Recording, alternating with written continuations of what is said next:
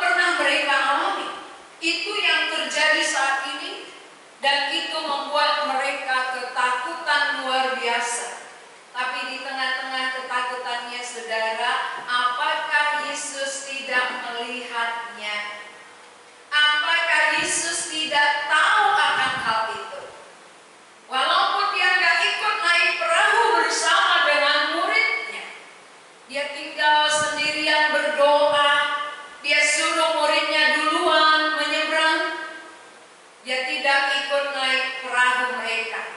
Tetapi satu hal yang harus kita mengerti, bahwa Tuhan Yesus melihat. Perhatikan di dalam ayat 48. Ketika ia melihat betapa payahnya mereka mendayung karena angin sakal, maka kira-kira jam 3 malam ia datang kepada mereka berjalan di atas air. Dari kejauhan Tuhan melihat, walaupun secara fisik Tuhan Yesus tidak bersama murid-muridnya, tetapi Yesus melihat kesulitan mereka. Tuhan tahu apa yang sedang dihadapi murid-murid, sehingga Tuhan tidak biarkan mereka. Tuhan Yesus datang dengan berjalan di atas air. Tuhan Yesus menolong mereka dalam kesulitan mereka. Tetapi apakah murid-murid mengenal Tuhan Yesus? Apakah ketika Tuhan datang menjumpai mereka, mereka langsung kenal, mereka langsung tahu, oh pertolongan datang. Kita bersyukur ada jalan keluar.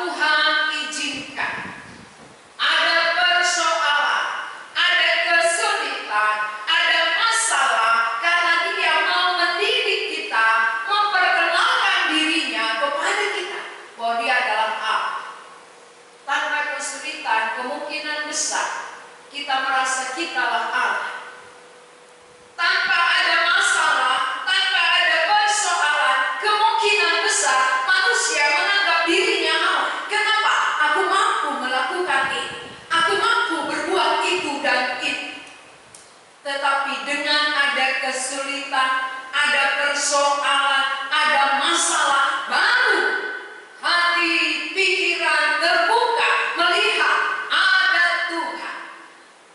Jadi itulah yang Tuhan Yesus mau capai terhadap diri murid-muridnya.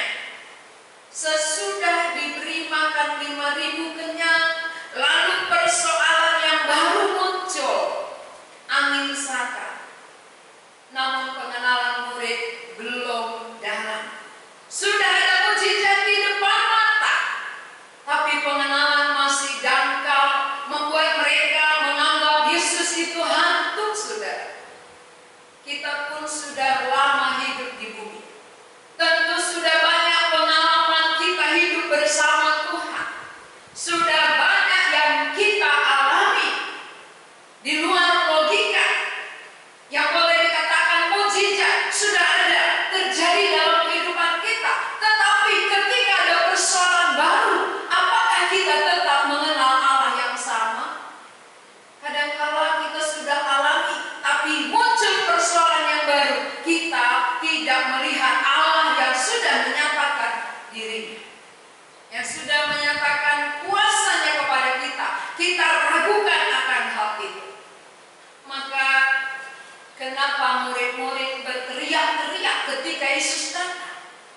Harusnya ketika Yesus datang bukan berteriak ketakutan, tetapi malah harusnya bersukacita. Pertolongan datang. Ada masalah, ada pertolongan, ada solusi. Tapi justru mereka tidak mengenal Yesus ketika Yesus berjalan di atas air. Mengapa? Berarti pengenalan mereka akan Yesus itu belum sampai, bahwa Yesus adalah Allah yang berkuasa atas alam semesta. Belum pernah dilihat Yesus berjalan di atas air. Ini pengalaman pertama. Wow, luar biasa. Yesus berjalan di atas air, menyatakan Allah berkuasa atas alam semesta ini. Berarti saudara-saudara,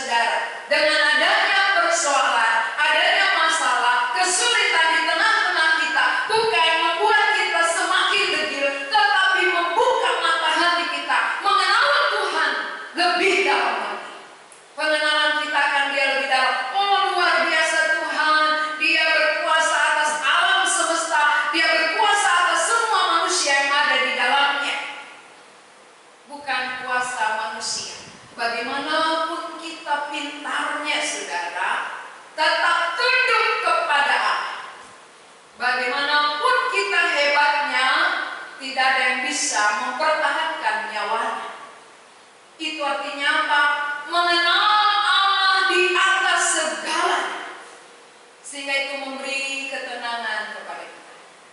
Kenapa takut? Karena kurang pengenalan.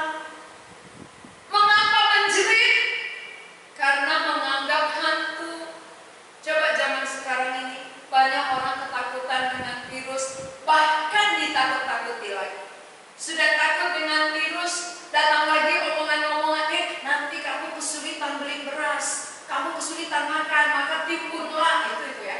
Ini namanya Pak, mendengar suara hantu, bukan suara Tuhan. Murid-murid melihat hantu membuat semakin takut. Kalau kita pun zaman sekarang udah sulit, lalu mendengar suara hantu lagi, itu membuat kita cepat mati. Ya. Siapa yang sudah kesulitan dengan situasi yang ada, lalu mendengarkan lagi suara hantu, maka dia akan semakin gelisah. Dia semakin ketakutan. Maka dokter bilang apa? Yang bisa menaikkan imun tubuh seseorang adalah ketenangan. Ini secara ilmu kedokteran. Ketenangan. Secara firman Tuhan juga demikian. Apa yang bisa menaikkan imun tubuh kita melawan virus adalah hati yang gembira, adalah obat. Coba kalau orang khawatir, takut luar biasa, ini akan melemahkan dia. Ya, siapa yang takut sedikit ada bendolan, tiap hari diraba, tiap hari dilihat, wah makin besar, jangan-jangan pasti dia sakit, tambah lagi penyakit apa? Jantungnya. Ya. Sudah bendolan aja, belum tahu apa-apa, dia sudah ketakutan, tambah penyakit yang lain. Maka orang yang hati gembira, kenapa bisa hati gembira? Melihat Tuhan. Kenapa orang bisa bergembira dalam situasi yang sulit? Karena dia tahu Tuhan berkuasa atas alam semesta. Tuhan berkuasa atas manusia. Tuhan berkuasa atas makan, minum, pakai kita. Bangsa Israel yang berjalan dari Mesir tidak menanam. Mereka hanya berjalan, tapi Tuhan meliharakan kehidupan mereka. Diturunkan manna dari sorga. Ya, jadi saudara-saudara, kenapa untuk perkara-perkara lahiriah yang kita takutkan, harusnya melalui perkara ini kita lebih takut untuk perkara rohani kita. Kalau nanti aku tiba-tiba dipanggil, aku belum mendapat tempat yang kekal, itu harusnya yang kita takutkan. Bukan perkara makan minum. Makan minum hanya sebatas kita hidup. Coba perhatikan zaman sekarang betapa banyaknya orang mati muda. Berarti kematian itu pasti datang. Kalau kematian pasti datang, yang perlu saya pikirkan, yang perlu saya persiapkan adalah jiwaku yang berharga ini. Kemana dia? Kalau ini belum pasti tempatnya, ini yang perlu kuperjuangkan. Bukan masalah yang ada di depanku, tetapi masalah yang nanti jauh lebih berat kalau aku tidak bersiap sekarang ini. Karena itu yang perlu kita dengarkan adalah perkataan Tuhan, bukan perkataan hantu. Hantu menakut-nakuti, hantu memberi kegelisahan, tapi Tuhan memberi ketenangan. Jadi saat ini kalau saudara khawatir luar biasa, berarti suara siapa yang sedang saudara dengarkan? Siapa yang saudara lihat? Kalau murid-murid melihat hantu, mereka ketakutan. Murid-murid melihat angin saka, mereka ketakutan. Tapi Tuhan Yesus datang, ketika Yesus datang ayat 50, dia berkata, sebab mereka semua melihat dia dan mereka pun sangat terkejut. Tetapi segera ia berkata kepada mereka, tenanglah, aku ini, jangan takut. Tenang.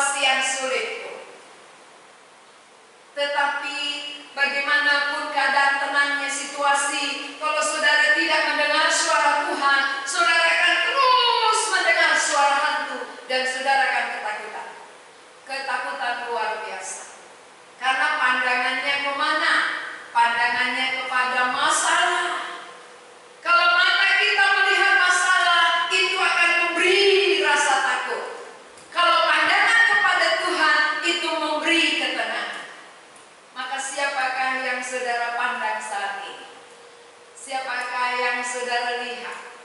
Di tengah-tengah situasi sulit, maka saudara melihat siapa, bergantung kemana, mengandalkan siapa.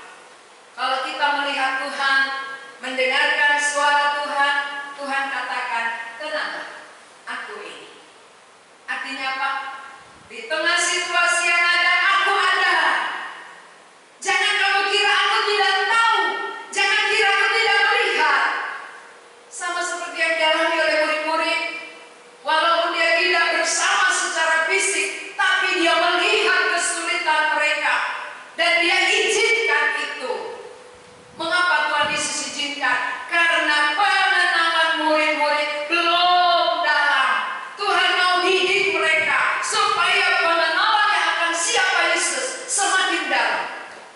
Jadi mendidik seseorang bukan lewat kesuksesan, bukan lewat keberhasilan semata-mata. Mendidik manusia lebih berhasil melalui kesulitan. Ya, karena seringkali saya tanya, kalau kamu kesulitan berapa kali kamu berdoa? Ya semakin banyak. Kalau kamu berhasil, ya semakin sedikit. Nah itu artinya apa? Lewat kesulitan lebih gampang mendidik orang untuk mengenal Tuhan. Karena kesulitan itu memberi dia rasa takut sehingga cari perlindungan, cari pertolongan, datang pada Tuhan. Maka banyak yang saya layani, begitu dia ketakutan luar biasa, dia minta dilayani. Tolonglah doakan aku layani. Nah, begitu dilayani, didoakan, dia tenang. Sesudah tenang, dia bilang, gak usah lagi belajar karena sudah tenang. Gitu ya. Jadi dia hanya untuk tenang saja, bukan sampai pengenalannya akan Yesus itu dalam dan benar. Jadi kalau hanya kita untuk tenang aja, buat apa? Tenang sebentar, tapi nanti celaka. Lebih baik lewat gelisah sekarang sebentar, ya. Ditakutkan, digoncang sebentar. Akhirnya kita cari pegangan. Itulah Kristus. Itu yang Tuhan harapkan.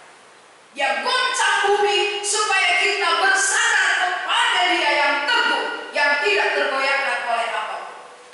Lewat itu kita belajar. Semua bumi akan bergoncang, tetapi firman-Nya tetap selamat. Itu menjadi pegangan kita.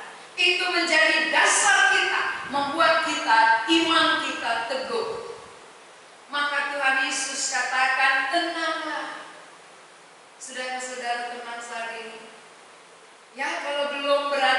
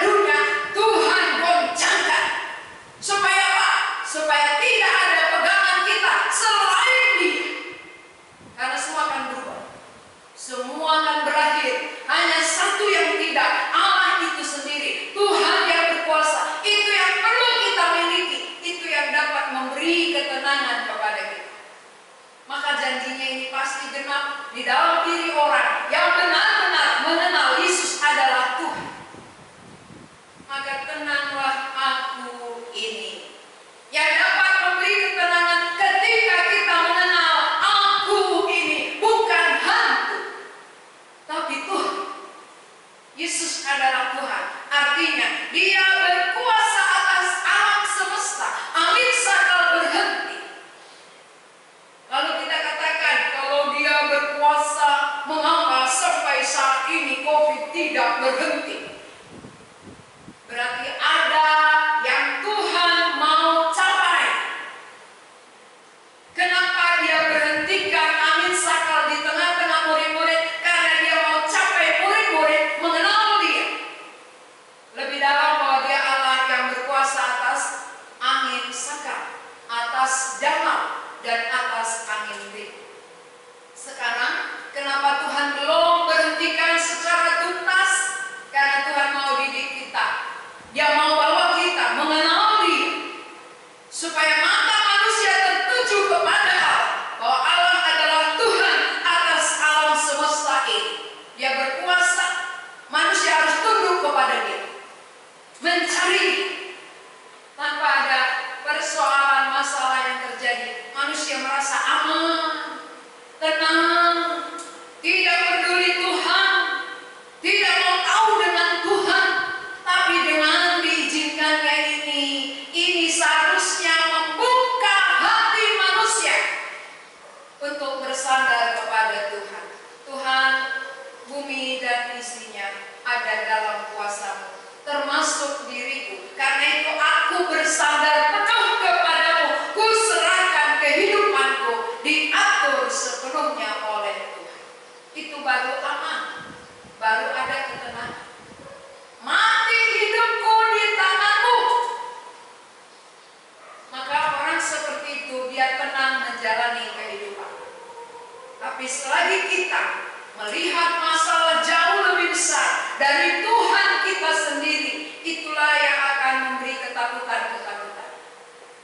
Saudara-saudara yang dikasihi oleh Tuhan, ini adalah waktu untuk merenungkan firman Tuhan. Bagaimana supaya firman ini jadi dalam hidup kita? Apakah pengenalan kita selama ini biasa-biasa saja? Pengenalan kita akan Tuhan hanya sebatas tahu saja, tapi tidak mengimani. Apa kata orang tahu, tapi tidak jadi dalam hidup kita. Kalau firman-Nya jadi, pasti ada ketenangan. Pasti kita tidak takut menghadapi kematian, menghadapi situasi, karena Allah ada. Allah melihat, Allah tahu. Dia bukan biarkan, Dia melihat, Dia tahu, Dia berkuasa. Berarti ada dalam kekuasaannya. Kalau semua ada dalam kekuasaannya, bagaimana? Diriku yang perlu kuserahkan kepada untuk Dia kuasai sepenuhnya. Karena itulah yang akan membuat hatiku tenang. Aku tidak takut walaupun banyak yang menakutkan di tengah-tengah dunia ini. Tapi ada Tuhan yang memberi ketenangan. Saudara-saudara yang dikasihi Tuhan, siapakah Yesus bagi saudara? Sudah lama kita menjadi orang Kristen, kemungkinan besar tidak dalam bagi kita siapa Yesus. Maka melalui persoalan yang ada, kita mau dididik, kita mau dibawa pengenalan kita akan Dia, supaya benar adanya, supaya dalam, sama seperti murid-murid tadi.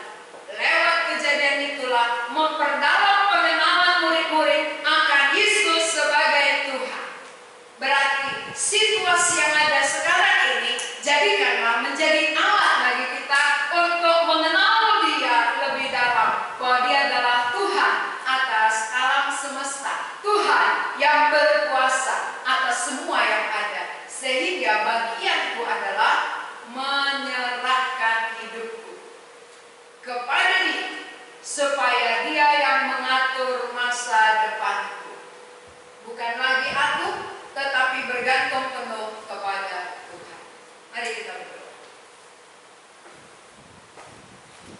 Kami mengucap syukur kepadamu untuk firman-Mu. Engkau berkata, tenanglah, aku ini, jangan takut. Seringkali Tuhan, kami ketakutan menghadapi persoalan yang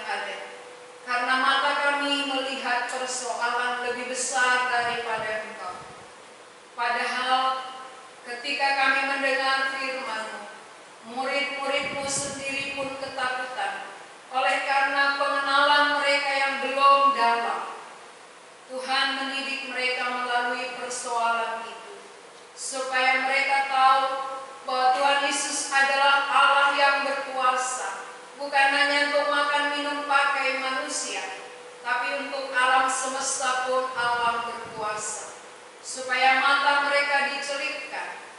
Demikian juga dengan kami. Tuhan, Engkau mengizinkan ada persoalan di tengah-tengah dunia, supaya manusia ciptaan-Mu belajar mengenal Engkau, bahwa Engkau adalah Allah yang tidak pernah berubah dari zaman ke zaman, dan Engkau Allah yang dapat memberi keteduhan, ketenangan kepada setiap hati yang mengenal Engkau dengan benar dan yang bergantung kepadamu.